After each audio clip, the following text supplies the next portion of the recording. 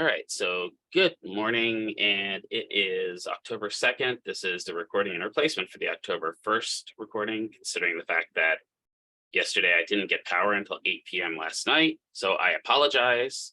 I will say that by 8 p.m. last night, my apartment was a balmy 93 degrees inside of it, and Mr. McKeever was definitely not a happy camper. Thank you, Nevada Energy, for that problem with the thing. Actually, it was something to do with their local transformer or something that took them forever to fix. But anyway, so we're going to do just a brief overview of kind of the review session for the NPTAE today. I will also link the folder that these are saved in after the session today, which includes a bunch of folders from previous or a bunch of presentations from previous sessions. And I will also link the, I got those all out of me. I will also link the part of the channel with all of the previous videos for the study sessions for the NPTAE. I'll repost the announcement and just adjust it with the updated information for you. And I'll also post it in 204 for you, or 209, which I've got to make sure they've activated. That's beside the point. I'll check that real quick. So it is, like I said, October 2nd at about 10-ish a.m. So we're going to start the presentation. Again, today is not going to be that heavy because this is your first week of clinicals, so I'm not intending on frying your brain today. We're just going to talk basically about the NPTAE and then how to get prepared for it. If there are any questions, please pop them up in chat as always. If not, we'll just keep going through and get you out of here at a reasonable time this Sunday morning. I know all of you have to get to church and I'm disturbing your church, so I apologize. That's exactly what's happening, right? Everyone's got to get to church. Make me be the only camera so that I'm the only one shown on recording. There we go. Fantastic. All right, is PowerPoint showing up for y'all? Just a quick thumbs up or yes.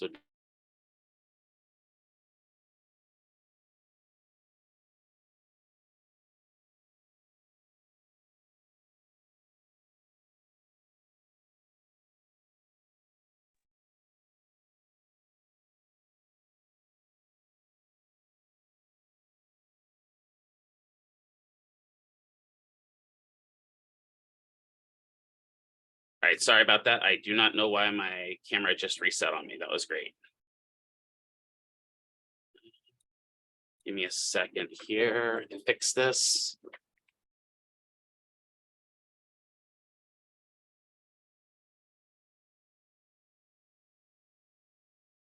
All right, well, the microphone's still working and let's try that again, start camera. There we go. I have no idea why they did that. Oh well, such is life. For a moment, you lost me for a second. All right, so review for the NPTAE today. So we're going to kind of go over some question breakdowns, some test taking skills, some test prep, and then we're going to talk in general about the January test. So first comment is, how is the test formatted? Well, the test is formatted a little different than just an average test, right? So the test is formed by item writers across the country that practice in various settings. So the people that write these questions are active PTs and PTAs, right? They volunteer to write questions for these tests. They are not paid.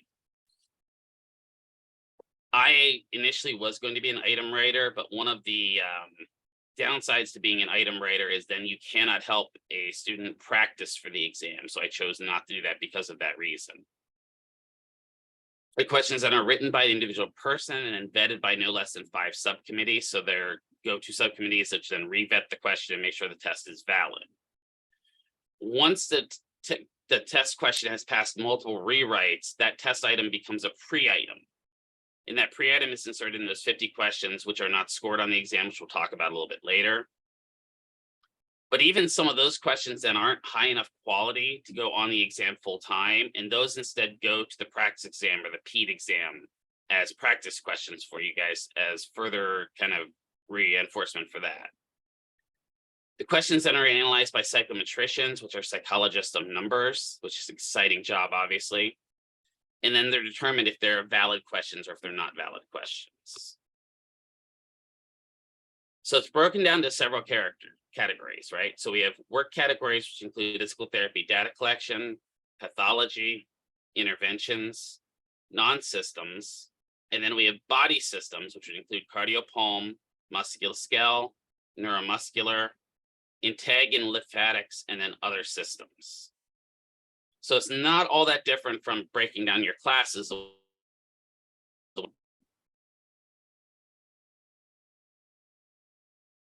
So a question can be broken down into both being a physical therapy data collection question and one that falls into the neuromuscular system. So let's say you've got a question that's asking you about the Berg Balance Scale, for example. The Berg Balance Scale would be a neuromuscular question, but because you're collecting data on that patient, that would also be a physical therapy data collection question. So it would kind of cover two categories. Then the questions are broken down by level of questions, and they're basically three levels, right? Level 1, level 2, level 3. Level 1s are your easier questions. These are your basic core questions. They're called the foundational questions. These are the quick recall questions. You know, these are the, what is the origin of the biceps brachii? What is the nerve root of triceps? Something to that effect. These are also worth the least amount of points. Easiest questions for you to recall. Then we have level 2 questions, which are synthesis questions. Those synthesis questions take the integration and then ask you to apply a little bit of that knowledge. These are the second highest amount of points. So rather than just asking what nerve is innervated biceps brachii, it instead may ask where that nerve may become impinged on a patient that does overhead reaching sports or something to that effect. And so now you've got to apply more than just basic recall and think where that nerve might become impinged. Worth a little bit more points. And then we have our level 3s, which are interpretation questions. These apply appropriate integration knowledge and implementation of treatments. These are worth the most points. So these are going to be questions that ask you about specific pathologies or specific conditions patients have or specific safety issues.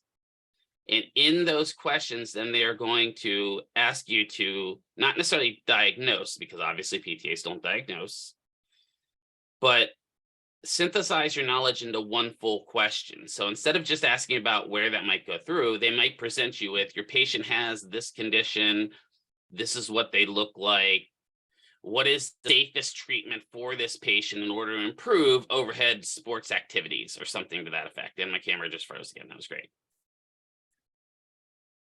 So it allows for a further synthesis of those questions and allows for more lengthy question, which is going to obviously be then worth more points.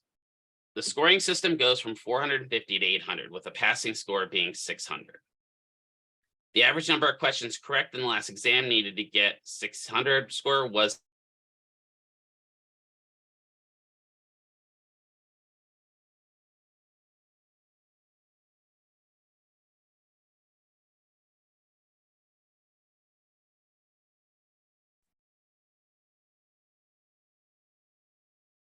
so I'm just gonna.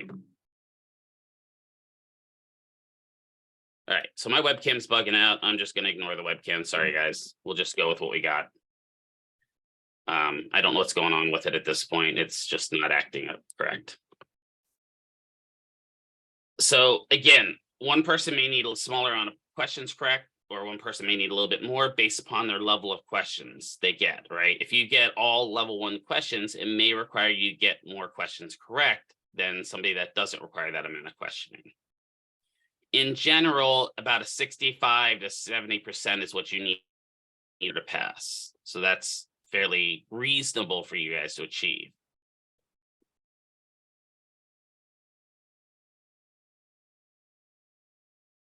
The test is then divided into 4 portions of equal questions of 50 questions. But wait a minute there. You said the test is out of 150 questions. I took your math class 4 times 50 is 200. Well, that's correct. But again, we go back to those 50 preliminary questions. These are potential questions for future full-time test questions. They're used to judge the knowledge of newest information, right? For example, in today's day and age, there'll probably be a question regarding COVID-19 prevention or treatment. You can pretty much be guaranteed those questions are preliminary questions at this point, as COVID-19 is a recent outcome, right? So only 150 of your the rest, the last 50 are just kind of testing for a future test again in the future. In between sections 2 and section 3, so once you complete section 1 and section 2, there's a scheduled 15-minute break. Take it. Get out of your chair, go to the bathroom, splash some cold water on your face. The one thing I recommend is do not skip your scheduled break, right? Your scheduled break is there for a reason. It gives you time to get away from the computer and maybe kind of reorganize your brain, right? Take additional breaks at any time during the test, but you lose testing time. So that 15 minutes does not come out of your total 4 hours you have to take the test. That's an additional. So basically the test is scheduled for 4 hours and 15 minutes. But let's say during section 1, all of a sudden your bladder just screams at you that you have to go to the bathroom. You can take an unscheduled break by clicking unscheduled break, then get up and go to the bathroom and then return to the test. Now, you cannot take anything with you into the testing room. So you can't take a water bottle, you can't take snacks, right? They'll provide you with a locker out in the lobby that you can lock all of your stuff up and take the key with you into the room. That'll be where you can keep like your keys. I would not suggest taking your wallet unless you have to. If you want to take a drink, a bottle of water, that'd be where that would be stored. And you can use that again on your break, but you cannot use that during the test itself. But the main important part, like a 15-minute break, I know a bunch of people that have skipped it. And when they skip that break, their brain just kind of melts down. So when you get that break, take it, get up, stretch your legs, get a drink. The main thing for me was I had to go splash some water on my face because my eyes were bugging out staring at the screen. Question marking. You can mark questions for review on your test. Say you're going through and you're like, oh crap, I don't know this question. I need to think about it. You can mark that question for review. But what questions should you mark for review? Well, your best option here is to divide your questions to a couple categories. And those categories are questions that I know the answer to, questions I'm confident I've got the right answer to, and questions I've not the foggiest clue on Mars about what the answer is to. If you know the answer, don't mark those questions. Answer it and move on. That asks you what the nerve is that innervates the biceps brachii. It's musculus. Move on. There's no reason to go back and look at that question again. And then your questions you're pretty confident you got the right answer to, don't mark those either, right? Your gut is usually back and review them. You'll probably change your answer, and that will end up costing you in the end. Try to change your answer as little as possible. The only reason you should ever change your answer on the test is if you know you screwed up, right? You're going back and you're like, oh, why did I mark the radial nerve as the nerve that innervates the biceps brachii? Change it. But you shouldn't change them just because you're like, is it B? Is it A? But my gut says it's B. Go with your gut. And then the third type I said is questions you haven't foggiest clues. Those are the questions you may mark, right?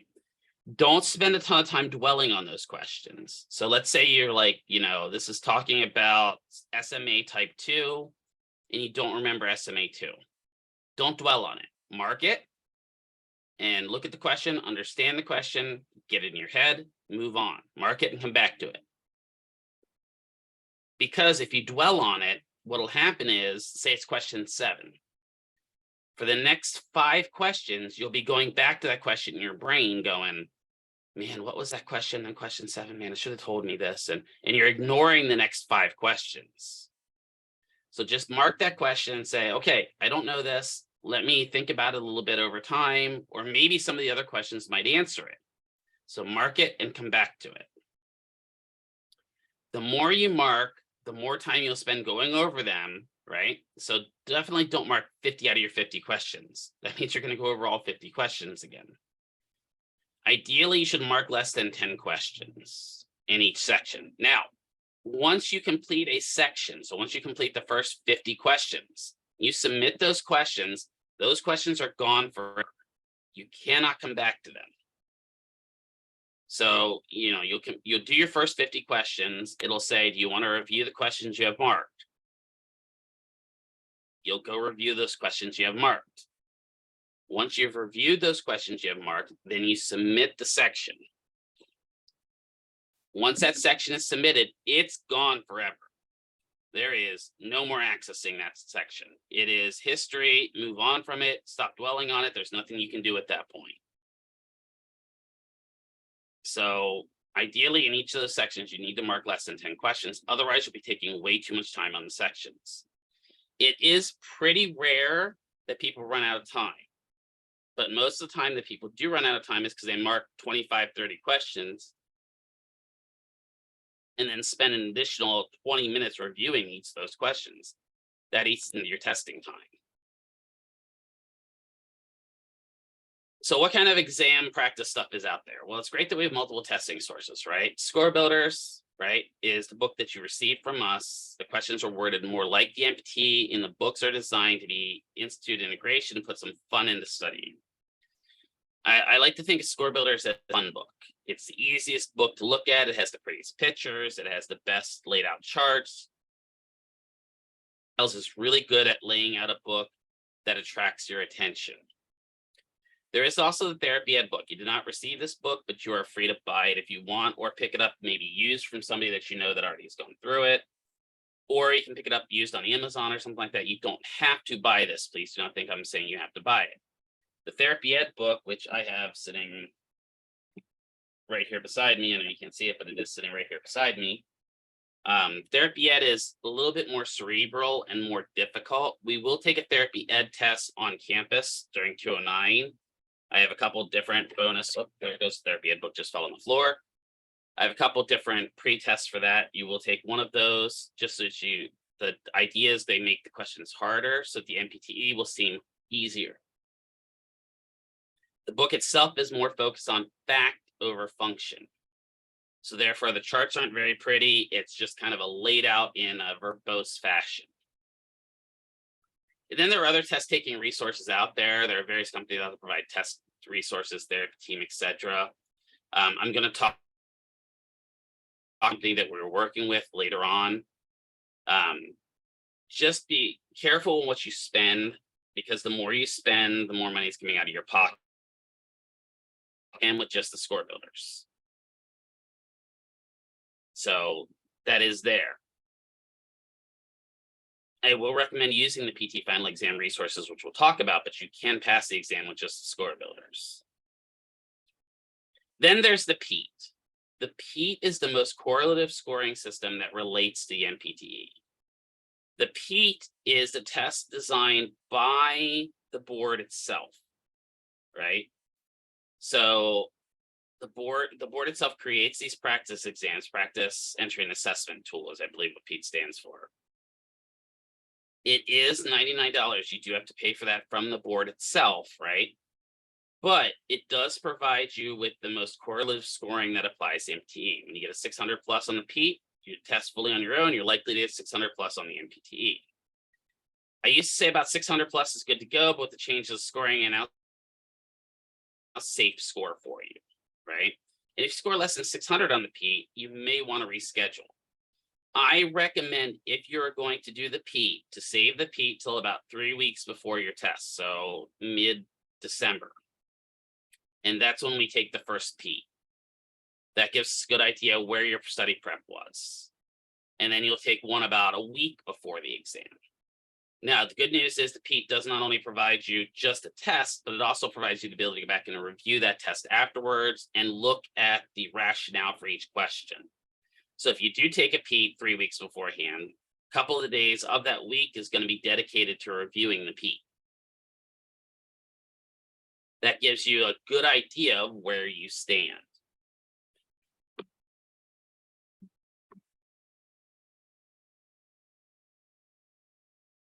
So when you're looking at the actual questions themselves, right, the test questions themselves are broken down into a couple parts, and the national exam is the exact same way, right? Your question will have the item, which is the whole multiple choice question. So every question is called an item when we're writing a test question. In that item is going to be the stem. So you may have a whole paragraph of data that tells you about your patient. And then your stem is going to say, muscular dystrophy presents in muscular wasting from X to Y, right? Which is proximal to distal. The stem is the actual part of the question that asks the question. And then you have your options. And the options are the actual multiple choice question answers themselves, right? In those options, you have two different choices. You have the correct answer, and then you have what's called distractors. And somebody that is worth their salt in writing questions is really good at writing distractors.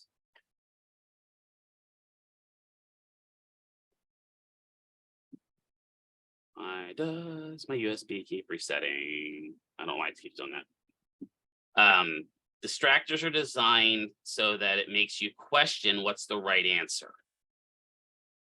You remember how some of the questions that you took for me, you're like, man, answer 1 or 2 could be the right answer, but only what answer 1 was the right answer. That meant that I was really good at writing a distractor. A distractor is to make you a little bit more nervous about your answer. There is still only one correct answer. And with the NPTAE, remember, it's not about the most aggressive treatment you saw in your clinic. It's based on the safest treatment for the patient. If it includes a gait belt, it's probably the right answer. If it includes, parallel bars, it's probably the right answer. If it's something on autonomic dysreflexia, stand them up and check the catheter, right? It's designed more towards, are you going to be a safe clinician and protect your patient? That is what the whole goal of the NPTAE is. It's not to test if William is the best at vestibular treatments, because vestibulars especially, but it may be there to test to see if he has the idea of what to do if the patient starts losing their balance, or what type of assistive device to use in order to prevent them from losing their balance. That's kind of the goal of the NPTAE. And it's not going to have questions on something like blood flow restriction or primitive reflex therapy, because those are kind of specialized treatment areas.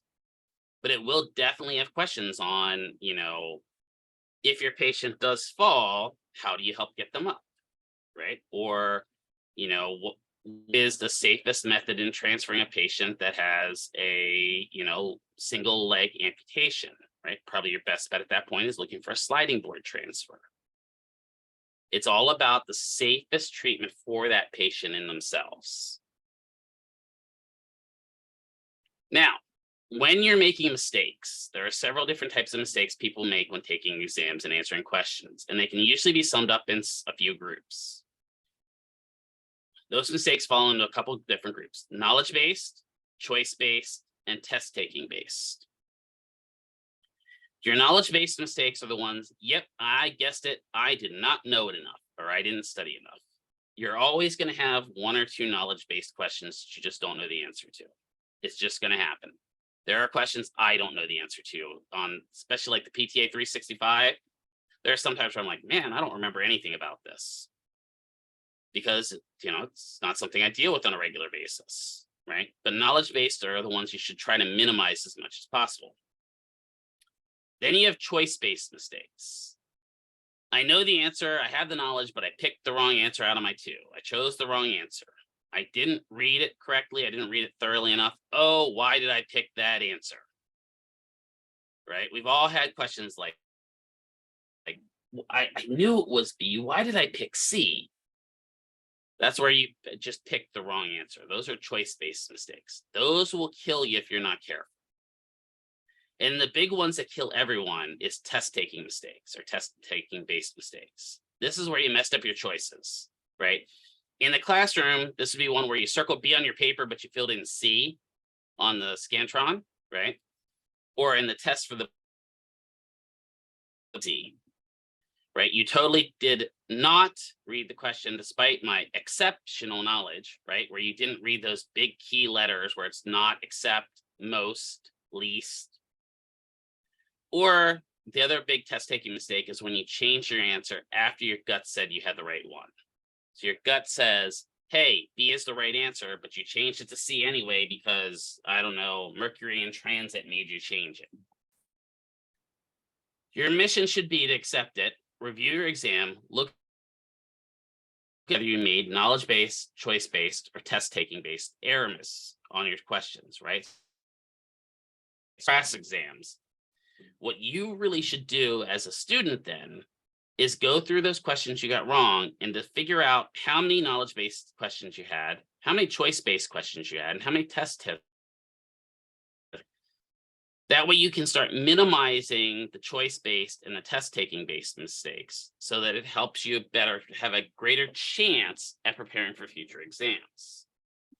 I've created a slide here that has this little box that you can print off or whatever. And I did one of these boxes on every single practice exam I did, right?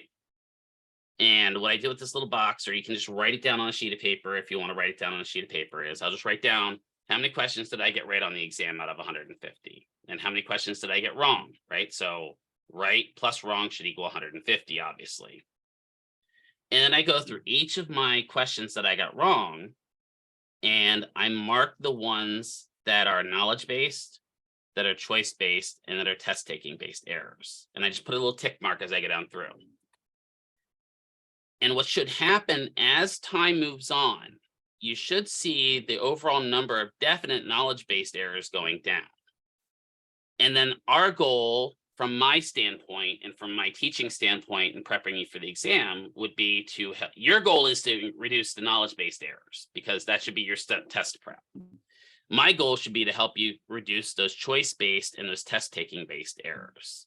So I teach you a little bit better on breaking down, understanding why you're picking which question and which answer for the correct answer, right?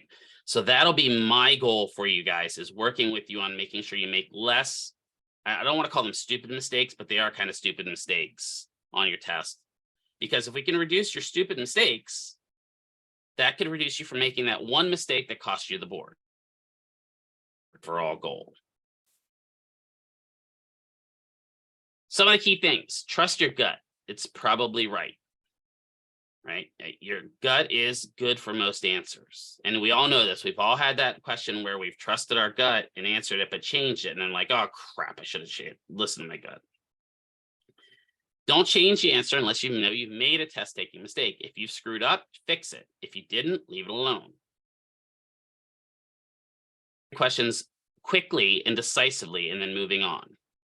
Don't dwell on those questions, like I said. Look, yes, question is hard, but if you spend the next 7 questions dwelling on it, you'll have 50% of them screwed up as test-taking mistakes. Mark it to review or complete it and move on. We're going to talk about making a plan, establishing time to study and how much time is available, knowing yourself, how to focus on stuff like that.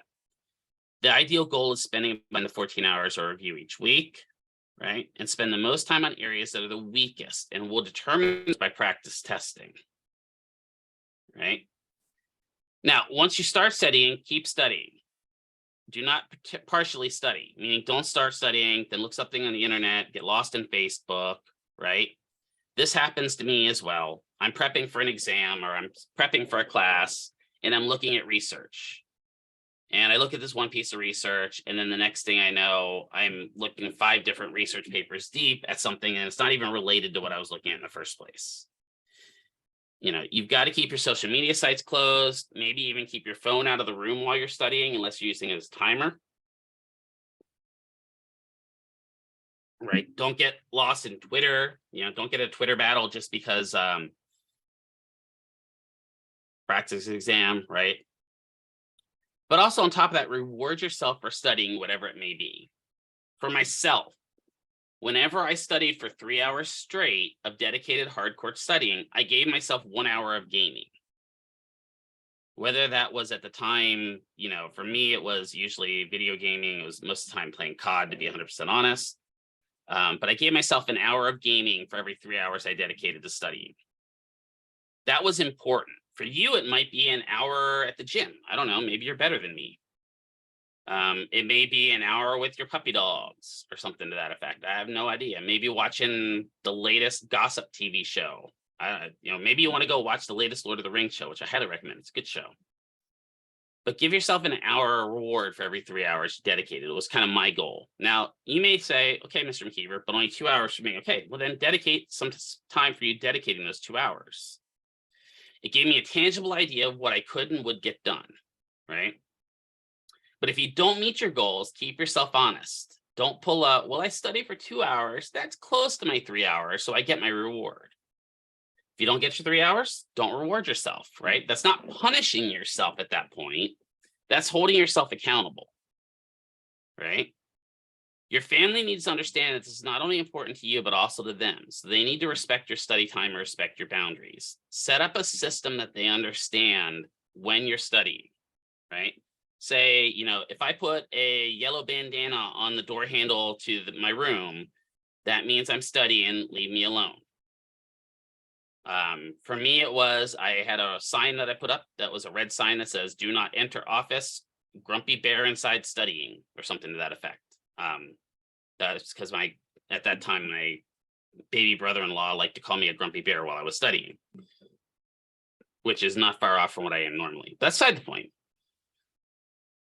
So that gave them a clue that, hey, I got to leave them alone, right? They shouldn't come ask you questions about what's going on in the latest Kardashians episode or something to that effect during that time. You really should just be focused on your studying. Equal to that, though, don't ignore your significant others or your family members. They can help you study, right? If you've created flashcards, have them quiz you on the flashcards, especially if you got something like a little brother, a little sister, or a kid. I'm not sure how many of you guys have kids again, like I said, but if you have something like that, have them help you a little bit. It then also reinforces a little bit of your study habits, but it also makes them feel like they're actually involved in helping you, which can be really beneficial. Also, diversify your study time. Spend some study time studying one-on-one, obviously. You're going to spend a lot of your time doing that. But spend some time studying in groups. Get together, schedule some time with your classmates. Remember, for Zoom, I believe you can host up on a private Zoom account without paying for it. And then, or Google Duo or any of those, so you could always do something like that. Google Hangouts, there's all kinds of options out there, Microsoft Teams, or just physically get together. If there's a time where you guys want to get together on campus, we can schedule that. I can schedule a time where you guys can spend a little bit of time, maybe on a Saturday morning if you want to get together and study. I mean, I really don't want that, but we can do that if we need to. And then spend some time reviewing previous study sessions. So you should be taking notes for each of your study sessions. And what I would do is I would study for my 3 hours in the day. And then right before I went to bed, I had this half-hour block, which helped me kind of unwind from the day, where I'd walk away from all my electronic devices and I would review my notes for the day. And I just spent a little bit of time reviewing my notes, looking at, okay, so this is what I studied today. And the main reason is train while you rest. And so if you spend a little bit of time right before you rest, kind of re-triggering those thought processes, it will then encode a little bit better at the end. So your test dates, the January test dates are January 4th and January 5th, 2023 at 8 and 12 o'clock, right? The FSBT has stated that your scores will be reported to you by no later than January 12th. So you may get them in, fairly quickly. You may get them in a couple days, but you will have them by January 12th, so within about a week. You can retrieve your score report, which tells you what you did well, what you did poorly, but there is a fee for that, just to let you know. Of course, there's a fee for everything. After January 20th. This is not something you have to buy unless you fail and want to see why you failed or the sections you failed in. Don't buy this if you pass. You pass, move on with life. Forget about the test. You never have to take it again, right? But, if there's a chance, if there's something where maybe you did fail the test, which I'm not cursing any of you with, please, you're all going to pass, then you won't have to buy this. But in patients or people that do fail, say patients, you guys are my patients. In people that do fail the exam, this can be really beneficial to look at the sections you did poorest on. But there is a fee for that. And again, we won't have to worry about this because you're all going to pass. Your registration should occur a minimum 1 month before the test. So the goal should be by about 11/29 to be safe. They say 11:30, but I'm giving you 1 day buffer just in case something happens, where like yesterday, where I had my internet and my computers and my power was completely out for the day. So you register by that day. The Nevada board has until the 7th of December to confirm that you're eligible. That's their processing of your application. So just to let you know, between now and then, you have about 13 weeks of study for the test. So we have plenty of time to get you ready. Don't freak out. So what we'll do for test prep, well, we'll start with Mr. McKeever's amazing, never not obstructive yet important new gathering test prep sessions, the annoying test prep sessions. See what I did there? I'm funny. We'll start meeting weekly on Saturdays, like you guys suggested, barring power outages. Hopefully this was the only one we'll get. They'll be adjusted as people need. If people find that Saturdays are useful, we can reschedule it. As we move closer to the test, we'll probably shift to 2 times per week. And then at the end of your course, your program here, we'll have a 2-week final prep course. I'm gonna mute that really quick, where we'll do some practice more tests in the time period before the exam. So we will have 2 weeks at the end of obviously your program where we will do more test prep. And then PT final exam is our test prep company we provide for you guys. There'll be a test prep session starting towards the end of October, the beginning of November. The course will be about 2 days per week in the evenings, as they're taught by real life PTs and PTAs who are treating in the real life on top of helping you guys get ready for the exams. All these people have been vetted by PT Final Exam as quality instructors. As the month of November closes, this test prep from them will shift to 3 times per week as the crash course will really start hammering in, okay, we're within 3 weeks of the exam, let's crash course neuromuscular, let's crash course cardiopulmonary, blah, blah, blah. On top of that, PT Final Exam will also provide you with an additional 4 practice exams. Now, you do not have to pay for PT Final Exam. That is provided from PEMA. So that's something that you're given, and I really highly recommend use that resource. And again, even if you can't attend any of the sessions, whether it's mine or whether it's PT Final Exam sessions, you will have access to the recordings as well. So there is that bonus. The other thing PT Final Exam uses is PT Final Exams have a Telegram channel for each test. So they have a Telegram channel for October's test. They'll have a Telegram channel set up for January's test. For Telegram, but hey, it's not my company, so they do what they want to do.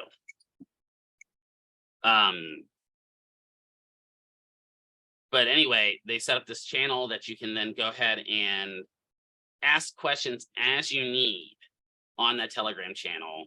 And they're usually answered rather quickly by the instructors or by Mark Crane himself, who's the founder of PT Final Exam. It's one of the reasons I kind of like their new program, and we started using them about 2 or 3 cohorts ago, and they've been phenomenal at this because it provides an ongoing process for you guys. All right, so screen sharing stopped. Let me try to reactivate my camera here and see if it doesn't freak out on me. There we go, it's not freaking out, fantastic. Focus. So that's kind of it for today. Today was just a dip your toes in, kind of explain what's going to go on from here on out on the national boards and talk about what it's going to look like from here on out.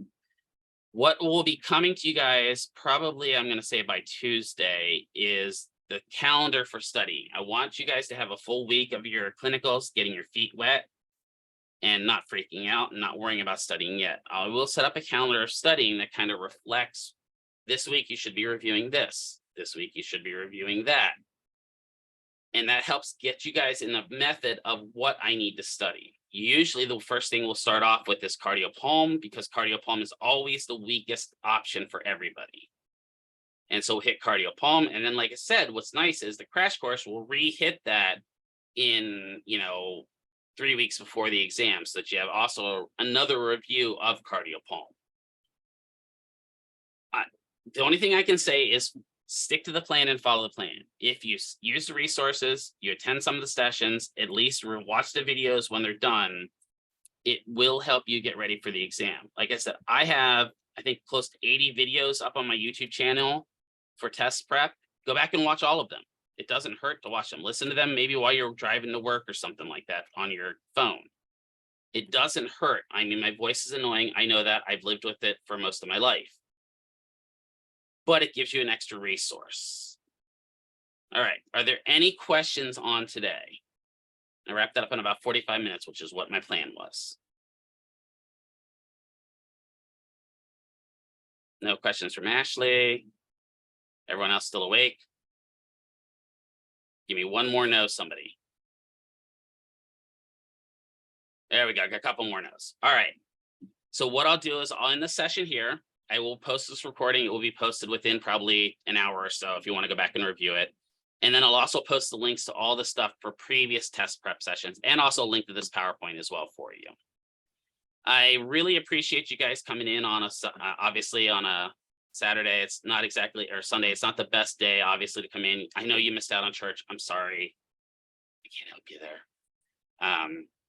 But we'll have more of these sessions coming up. And if you have any questions, please feel free to email me, text me, whatever. Text is obviously easiest because I answer that fastest. I will repost my information if you need to text me or iMessage me. And if you need additional study sessions during your clinicals, please reach out to me.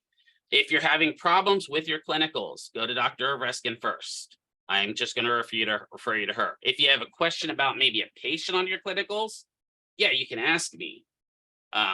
But obviously she's your point of contact for clinicals. With that, I'll stop the recording here, and the recording